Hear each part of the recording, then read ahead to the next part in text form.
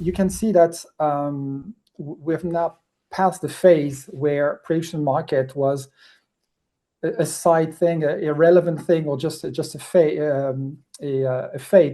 Now what you have is a lot of prediction market are out there, and what's really missing is their homepage, so that all that activity can now focus onto something, and that's the spot that we want to take. Hello, you're watching Proactive. I'm joined by Coinsilium CEO Eddy Travia and Predictive Labs CEO and founder Johann Evrard. Eddy, Johann, very good to speak with you. I'll start with you, Johann. You announced Nijinn this week, Predictive Labs Discovery Terminal for prediction markets. For someone hearing about it for the first time, what is it and what problem does it solve? Well, first thing to be clear, Nijinn is not a prediction market platform. We don't run trade and we don't touch anybody's money. What we really are is a data company. We sit on top of the venues. We are sort of like the front door to prediction markets.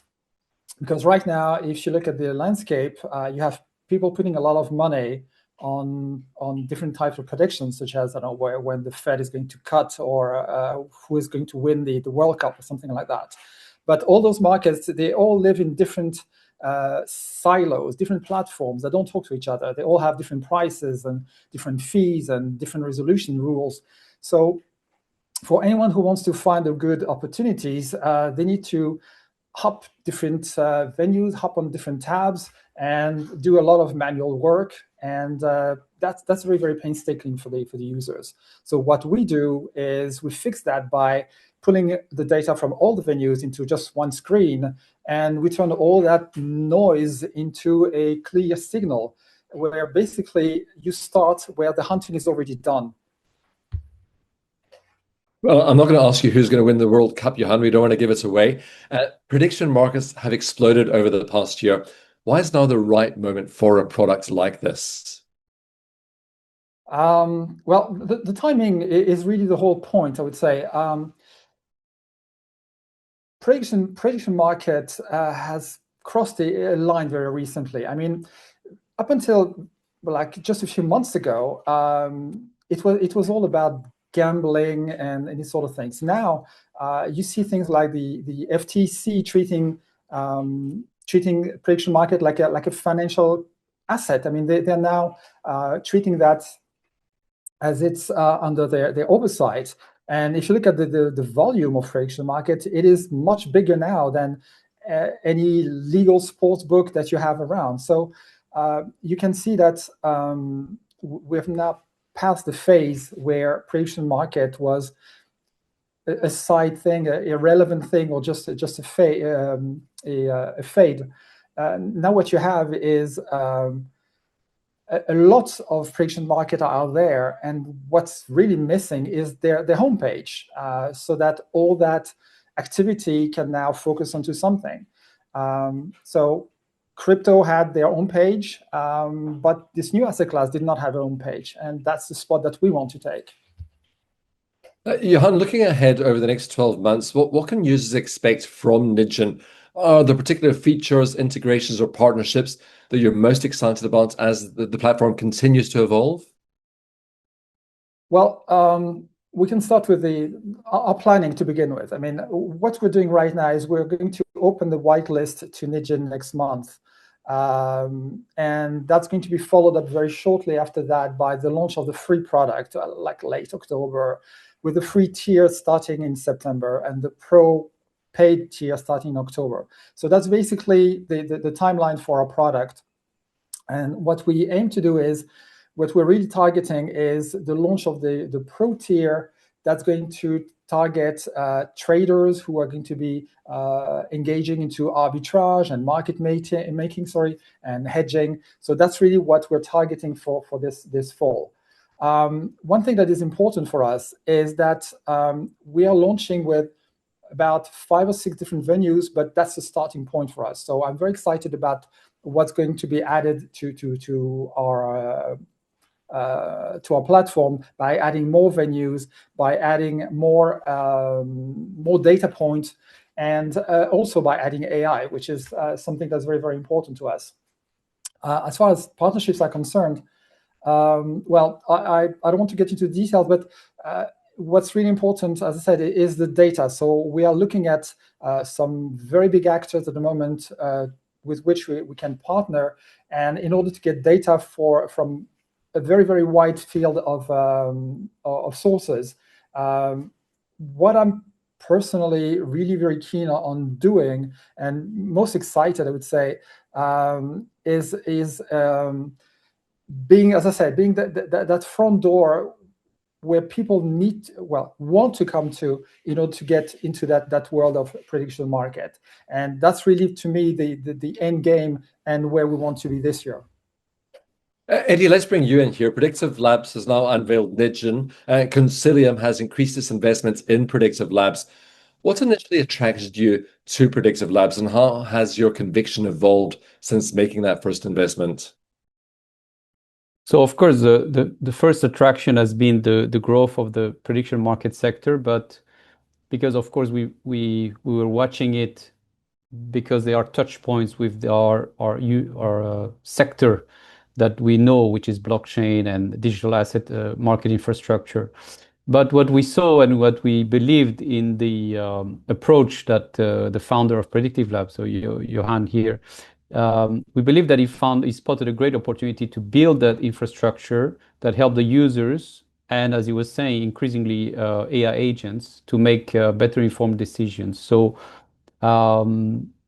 we have witnessed the success of similar data plays, as Johann was saying, in the world of course, traditional finance and in the world of crypto and digital asset market. So we recognize that the data, the pricing, the market signals remain fragmented across multiple venues. And therefore, yes, we agree with the vision that there is a need for a main gateway for users to get the most information they can on this market. So in terms of our conviction, well, basically our conviction has strengthened because the team has continued to execute against the vision. And of course, the launch of Nijinn, which was announced yesterday, demonstrates the practical implementation of their strategy. So I believe we're now at the beginning of a platform which will grow and evolve over time. And it reinforces our belief that Predictive Labs is ideally positioned to become a cornerstone and hopefully that gateway of the intelligence infrastructure for this sector. And how does Nijinn and Predictive Labs fit into Coinsilium's broader venture building strategy? Yeah, so as I was saying, we have evolved from backing and advising exclusively blockchain projects initially. We have been doing that for more than 10 years now. And now we are a venture builder focused on the infrastructure underpinning the next generation of internet native financial markets. So it's a broader scope. So we're looking at blockchain, but also agentic AI and market infrastructure. And Predictive Labs, fits squarely within this strategy of backing and advising these ventures in the infrastructure. So we see prediction markets evolving into a major source of real-time information and price discovery. I think that's very important, and it's creating demand for this intelligence that helps the users, as we were saying. So I think Nijinn addresses exactly this need, and it has the potential of becoming this gateway. So as a venture builder, I just want to add that our role goes beyond capital. We work closely with the founders, and we're helping right now Predictive Labs shape its strategy, partnerships, commercial growth.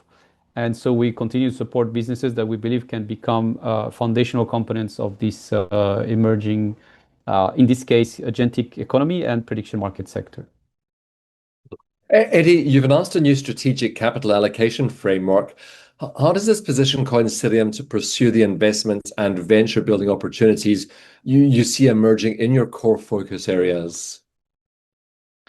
So for people who follow us, they know that in 2025, we have materially strengthened our balance sheet through the rapid development of the Bitcoin Treasury position. And that position provides us with a level of resilience and optionality that enables the company to further develop and scale our core activities, which, as I was mentioning, our core activities are mainly venture building, advising, and backing digital assets and emerging financial technologies and growth initiatives. So for the past several months, we have been saying in interviews like with you, Stephen, announcements that we're not defined solely by our Bitcoin treasury. So of course, it's an important part of our strategy, and Coinsilium is not a pure play Bitcoin treasury company. So our Bitcoin holdings are an important part of the group balance sheet, but they represent only one element, really, in our broader value proposition. So our objective is to build shareholders' value, but not only through the potential appreciation of these Bitcoin holdings that we have, but also by deploying our expertise, our network, and sometimes our capital, our own balance sheet capital, to build and support innovative ventures like Predictive Labs here. So I think the market has to understand that we're going to look in a disciplined way, but we're going to look at great opportunities, and if we find some, we will allocate some capital to those opportunities, and that will help us build over time shareholder value. And the treasury reserves, of course, play an essential role in that objective. Well, Eddy, Johann, I hope you'll continue to keep us updated with your progress. Thank you very much for your time today. We will. Thank you, Stephen. Thank you. That's Coinsilium CEO Eddy Travia and Predictive Labs CEO and founder Johann Evrard.